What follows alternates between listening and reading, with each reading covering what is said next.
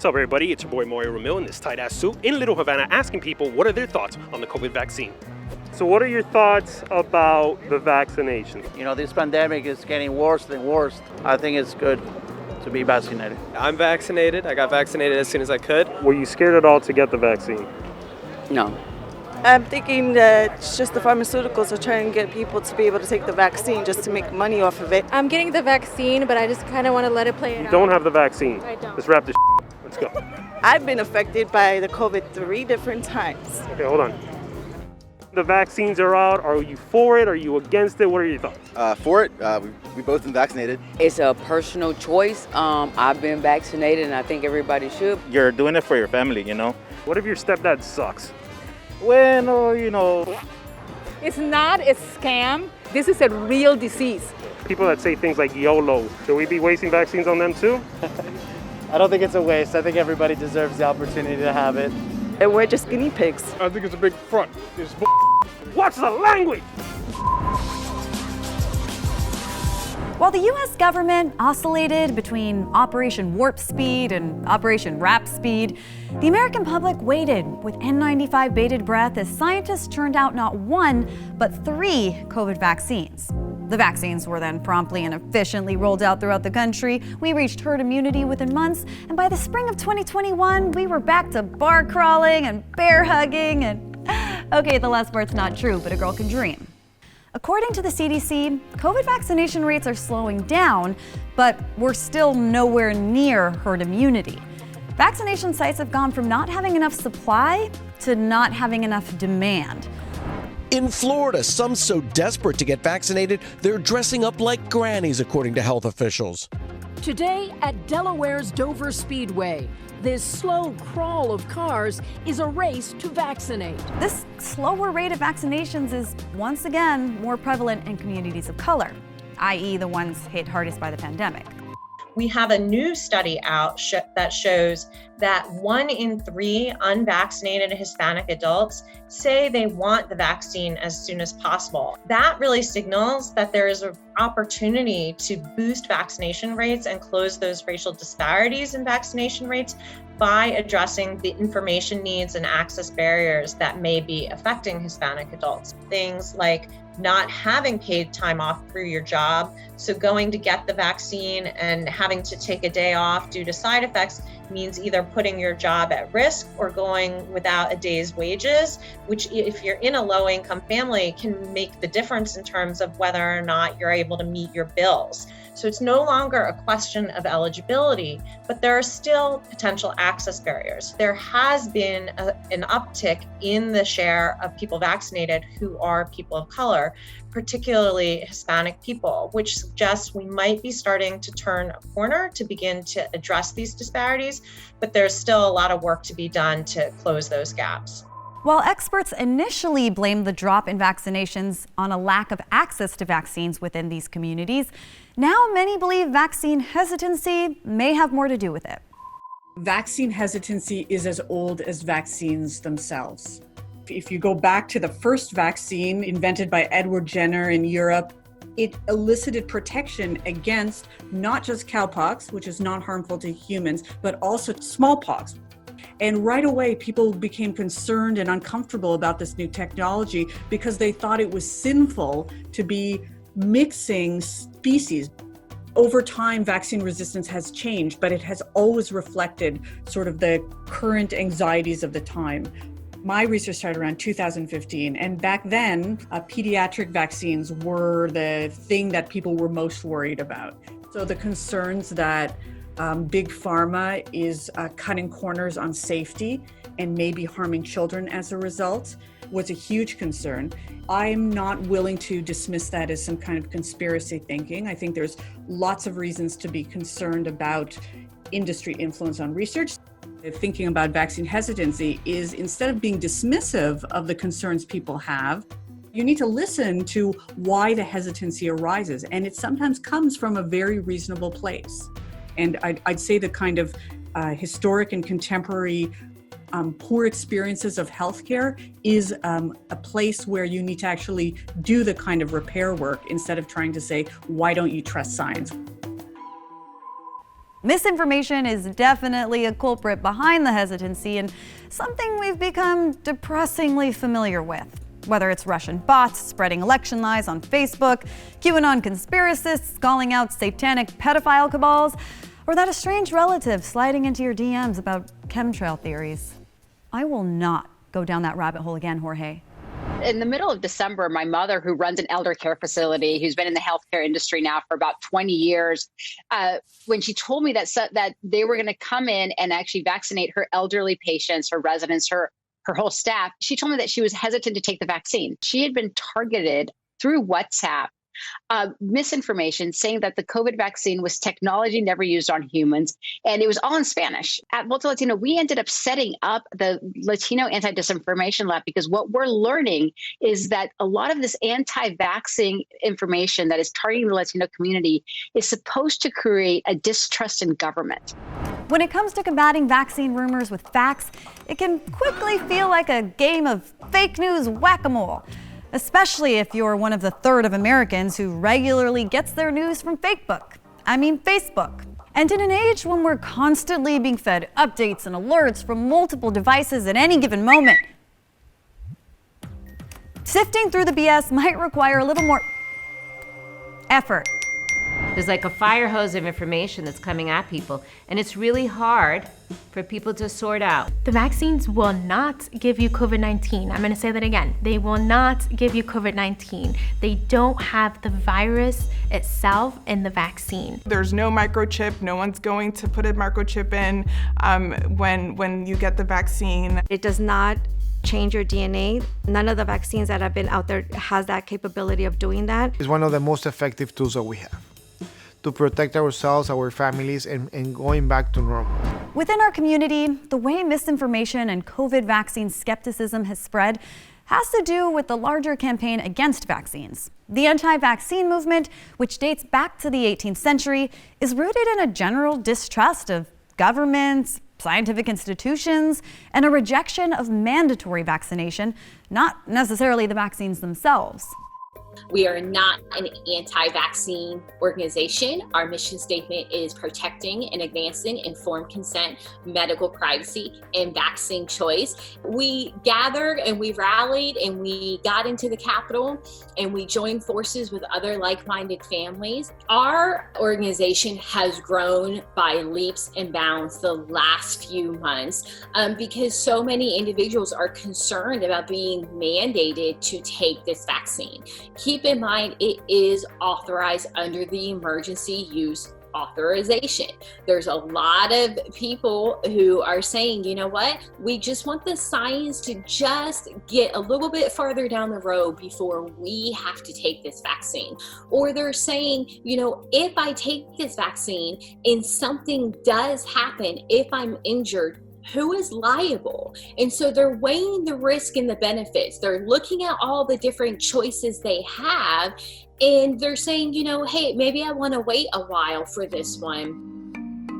And when we look at events like the Tuskegee study, it's obvious why communities of color might be skeptical about a federally funded vaccination rollout.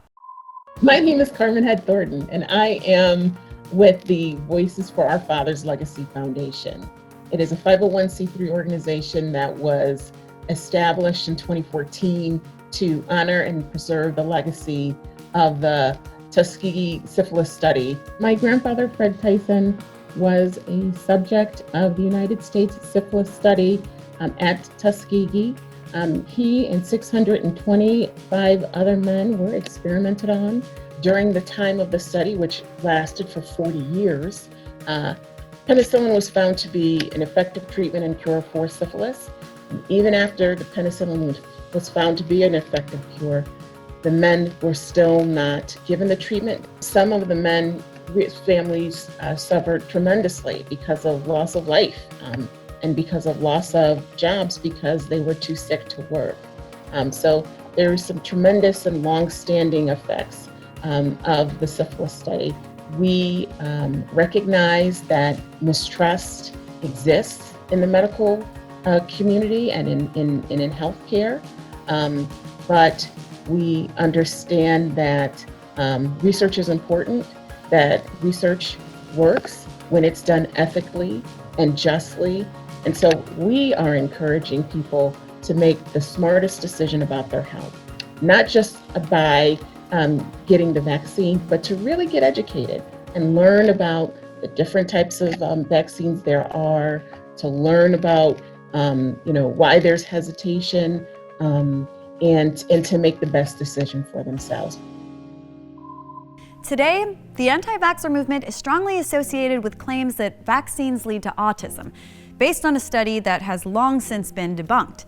The fact is, vaccines have decimated a whole host of infectious diseases, like tetanus, chickenpox, polio, and mumps. Don't know anyone who's ever had mumps? Exactly. But anti-vaxxer voices grew louder during the pandemic. We're talking about just 5% of the county here fully vaccinated, and just 8% of the folks in this county have received the first dose here. I'm not gonna get the COVID vaccine. I don't feel like I don't know. I just feel like I'm good. I don't need to. I take vitamins and whatnot. All you gotta do is go to Facebook and you'll get bombarded with the people thinking that the vaccine is gonna kill them. New research shows that red states and Republican voters seem to be more hesitant about the vaccine than their Democratic counterparts. Efforts to combat pseudoscience and misinformation in the time of COVID can be seen throughout Texas's Latinx community. Despite being eligible since March, the undocumented community in Texas isn't accessing the vaccine for a host of reasons. When the vaccine became available to more folks in Texas, and then it became available to everyone, we kind of anticipated that there would be problems with undocumented people or immigrants accessing the vaccine, because we knew that, I think the first high-profile case we heard was of Jesus Diaz, who's a LUPA member. He went to UTRGV to get vaccinated, and he waited in line for 4 hours. And when he got to the front of the lines, a UTRGV staff member told him he needed to have a U.S.-issued ID and that the vaccine was only for American citizens. But unfortunately, that wasn't the only case we heard. We heard of folks at an H-E-B here, it's a supermarket, staff members who perhaps didn't have a bad intention, but because they were misinformed, they turned people away. And for Latinx communities, we're already being targeted by disinformation or misinformation online, in Facebook, in WhatsApp. And then you go home and you hear that your spouse, your dad, your neighbor was rejected because they're undocumented. What the law says is, and this is directly from the Department of Homeland Security's website, is that every person, regardless of immigration status, should receive the vaccine as soon as they become eligible. It's not enough to just post that statement, because the only people who are going to read that statement are people like Lupe or journalists who are seeking that information. Other grassroots organizations have also been stepping up around the country, educating communities and increasing accessibility. With almost 600,000 lives lost from COVID-19 in the U.S. alone, stopping the spread of misinformation is a literal matter of life and death. Meet the Vaccine Hunters. They're a grassroots collective that has helped thousands of people in Maryland get vaccinated. The Vaccine Hunters are a group of 8 high school teachers, we're all friends. We came together when vaccine appointments opened up for not only teachers, but for seniors, because we saw how difficult it was for teachers. We created a Facebook group, we created Instagram, we created Twitter. We have a Google account for people to reach out to us. And from there, we started securing appointments on their behalf. At this point, we have done over 15,000 easily. They also go by Las Casa Vacunas in Spanish, helping the Latinx community get access to vaccines. Our community has gotten so hard hit. We have a high number of deaths. And then they're the ones that are most exposed due to their jobs. And they're the ones that are least able to access vaccines. When they see Las Casa Vacunas, they're like, they speak our language. They even have some unconventional methods to get people vaccinated. At the end of this clinic, we had a certain number of vaccines, and Dr. Peralta and the Vaccine Hunters decided to go to the local Home Depot, and then we found a pupusa truck. Dr. Peralta vaccinated the people eating in front of the pupusa truck, and then the workers saw how easy it was, and they just stuck their arm out their window. They got the vaccine, and we will come back to them in 4 weeks to get their second dose. If the people aren't going to the clinic, then the clinic needs to go to the people. And now that children as young as 12 are eligible for the vaccine, their work continues. Like, as humans, it is our duty to, to help others and help those in need. As for social media misinformation super spreaders, Facebook, who owns WhatsApp and Instagram, claims to be running one of the largest online vaccine information campaigns in multiple languages, including Spanish, removing content on their platforms that violate their vaccine misinformation policies. It's about time Zuck and the rest of the Facebook team invest as much time combating disinformation as they do censoring nipples. Well, one of the things we wanted to look at was, we know the social media platforms allow bad actors to put content, so anti-vaxxers to put content on their platforms. But we wanted to know, are there algorithms in any way giving it a boost as well? And we discovered that that's exactly what was happening. We studied Instagram's algorithm, and we found that if people were following wellness influencers or health accounts, which are sort of from the fringes, they would be fed actively recommendations to go and follow anti-vax accounts. Worse still, if they were following anti-vaxxers, they were being told to look at anti-Semitism, white supremacy, QAnon, and vice versa. They say that they've changed their rules, they've banned anti-vax content, and they are going to take tough action against people who spread misinformation.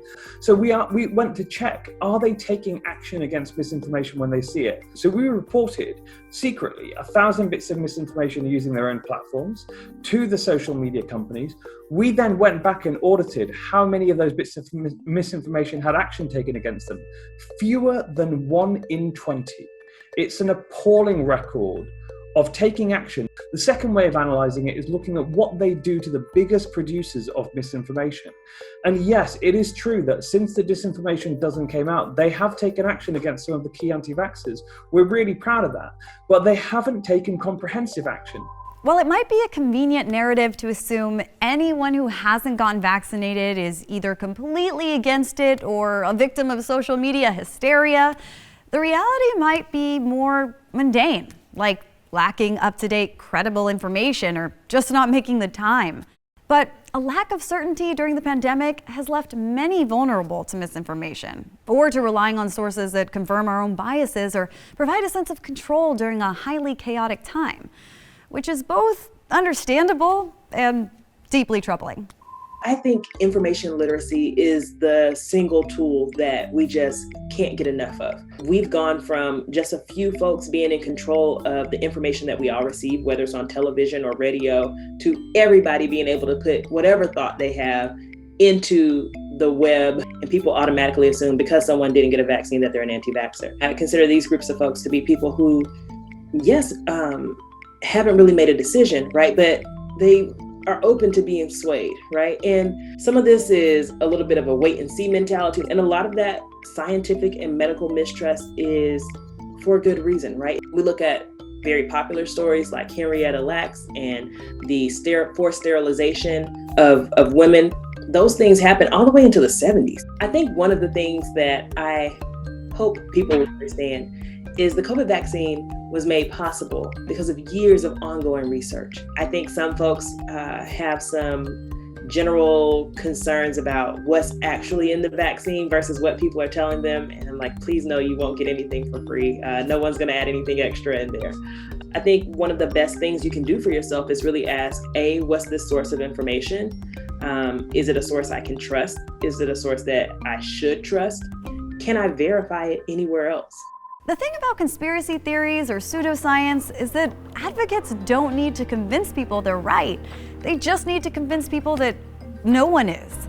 So do your research. Be judicious about the information you get on social media and prioritize your health. So we can all get back to complaining about never-ending despedidos at family functions, or double dipping in the guacamole, or standing uncomfortably close to strangers at a Bad Bunny concert. Assuming you're part of the elite satanic cabal of people who could afford tickets. Too soon? I'm Gabriela Fresquez for Radar 2021.